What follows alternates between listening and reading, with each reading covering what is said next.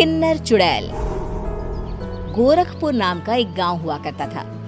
उस गांव में ज्यादा लोग नहीं रहते थे। उस गांव में एक गर्भवती विधवा औरत रहती थी। उस औरत का नाम कमला था। कमला अपने घर में अकेली रहती थी। उसके पति की सारी जायदाद उसके नाम हो गई थी, पर सभी गांव वाले उस औरत को मनहूस औरत समझा करते थे और सभी उससे नफरत किया करते थे। एक बार कमला राशन की दुकान पर खाने का सामान खरीदने जाती है। भैया जी, जरा 1 किलो दाल चावल देना। अरे हाय हाय हाय हाय हाय हाय! अरे मनहूस औरत, मेरी दुकान में अपशुगन करवाने आ गई क्या? हैं? चल जा यहाँ से, मैं कुछ नहीं देने वाला हूँ तुझे। भाग भाग यहाँ से, चल जा निकल। भैया जी, ऐसा मत कहिए, मैं गर्भवती हूँ, मुझे खाने की बहुत जरूरत है, मुझे खाना दे दीजिए। दुकानदार कमला को वहाँ से धक्के मारकर भगा देता है। तभी कमला रोते रोते उस गांव के किन्नरों के इलाके में आ जाती है। गांव वाले किन्नरों को उसी इलाके में रखा करते थे, क्योंकि वो लोग किन्नरों को पसंद नहीं करते थे और उनके इलाके में रहने से मना करते थे। तो किन्नरों ने उसी गांव में अपना एक इलाका बना लिया था। जब किन्नर लोग देखते हैं कि एक गर्भवती महिला रोते रोते उनके इलाके में आ गई है, तो सारे किन्नर कमला के पास जाकर उसका हाल पूछने लगते हैं। क्या हुआ बहन, तुम्हारी गर्भवती अवस्था में इतनी बुरी हालत कैसे? तुम रो क्यों रही हो? तुम डरो मत, हम तुम्हें कोई नुकसान नहीं पहुंचाएंगे। तुम शांत होकर सब बताओ कि हुआ क्या है। मैं कमला हूँ, मैं गांव के दूसरे इलाके से आई हूँ। 2 महीने पहले ही मेरे पति की मौत हुई है। मुझे गांव के लोग मनहूस मानते हैं, क्योंकि मैं विधवा हूँ और गर्भवती भी। वहाँ के लोग मुझे खाने के लिए कुछ बेचने के लिए भी तैयार नहीं, जिससे मेरा गुजारा नहीं हो रहा था। कोई बात नहीं कमला, हम तुम्हारा ख्याल रखेंगे। किन्नर लोग कमला को एक खाली घर में रहने के लिए जगह दे देते हैं और उसकी देखभाल भी करते हैं। कुछ ही महीने बाद कमला अपने बच्चे को जन्म देती है, पर अफसोस, कमला बच्चे को जन्म देते ही अपनी जान गंवा देती है। जब सब किन्नर बच्चे को देखते हैं तो बहुत खुश हो जाते हैं, क्योंकि वो बच्चा भी किन्नर ही था।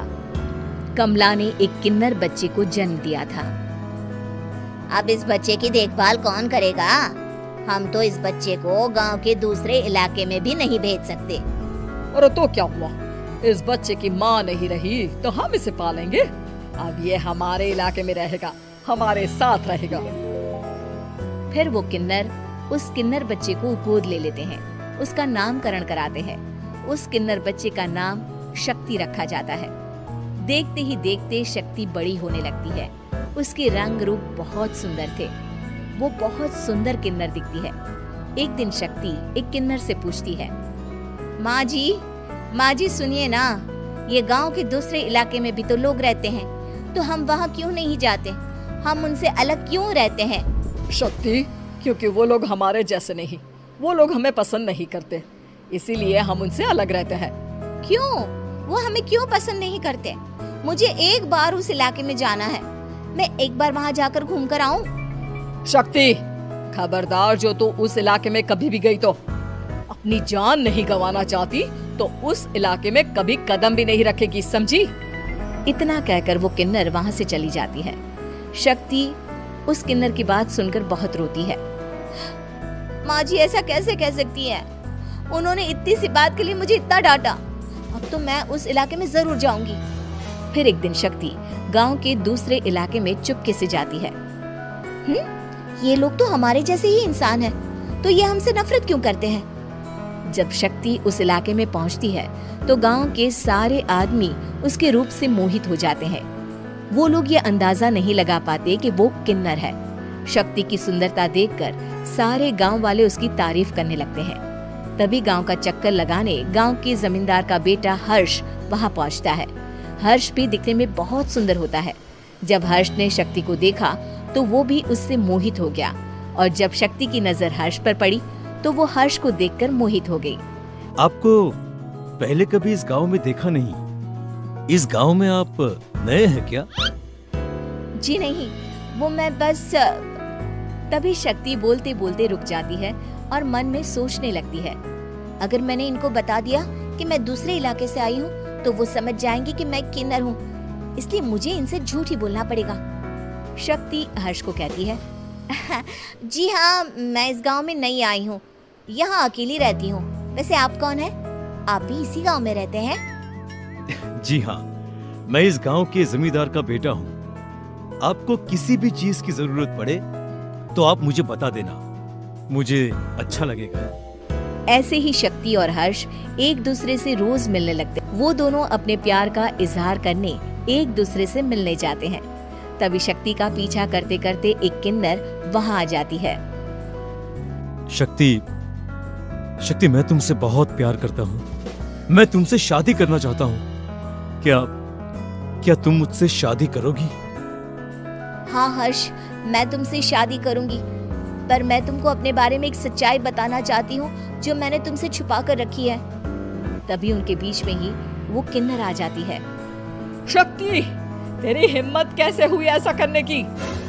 वो किन्नर शक्ति को खींचकर गांव के जमींदार के पास ले जाती है।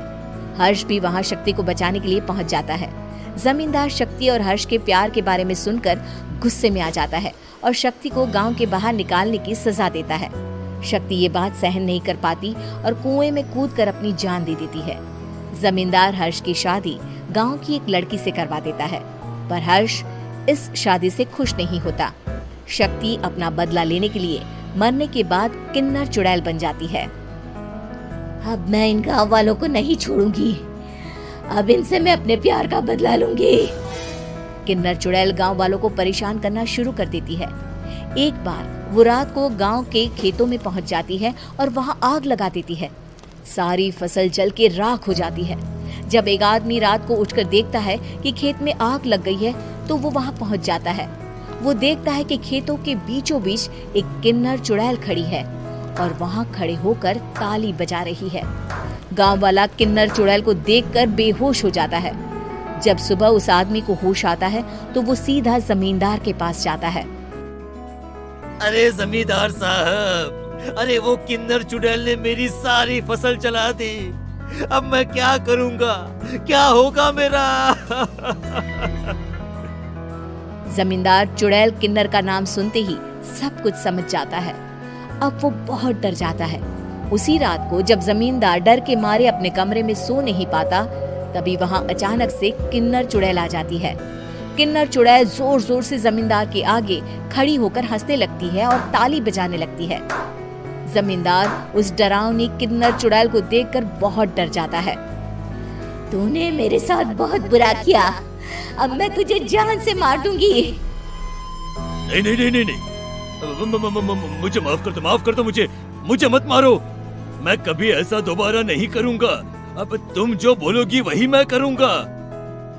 ठीक है, मैं चाहती हूँ कि किन्नर इलाका गांव के इलाके से जुड़े और गांव का कोई भी आदमी किन्नर समाज से द्वेष ना करे, उससे नफरत ना करे, नहीं तो मैं सारे गांव को मार दूंगी। और तुम गांव में एक नया कानून बनाओ कि अगर किसी ने भी किन्नर समाज को हानि पहुंचाने की कोशिश भी करी या इनसे भेदभाव करने की भी कोशिश करी तो उनको कड़ी से कड़ी सजा मिलेगी। हाँ हाँ हाँ हाँ, मैं ऐसा ही करूंगा। तुम जो बोलोगी वो मैं करूंगा, पर मुझे जाने दो प्लीज। तब वो किन्नर चुड़ैल वहां से चली जाती है। गांव का जमींदार किन्नर चुड़ैल का कहा मानते हुए दोनों इलाकों को एक कर देता है और नया कानून भी लागू कर देता है। तब से वहां किन्नर समाज और बाकी गांव वाले शांतिपूर्वक रहने लगते हैं।